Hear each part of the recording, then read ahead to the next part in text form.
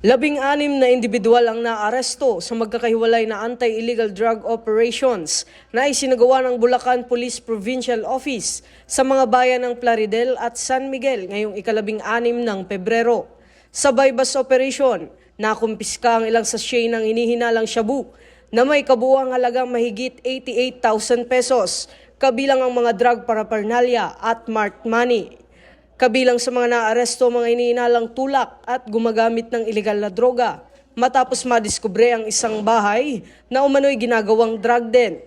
Kasalukuyang nasa kustudiya ng pulisya ang mga sospek at nahaharap sa kasong paglabag sa Republic Act 9165 o ang Comprehensive Dangerous Drugs Act of 2002.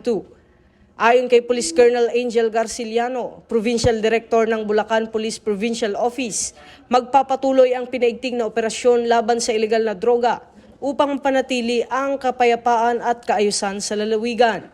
Ito ang bagong PNP para sa bagong Pilipinas, serbisyong mabilis, tapat at nararamdaman.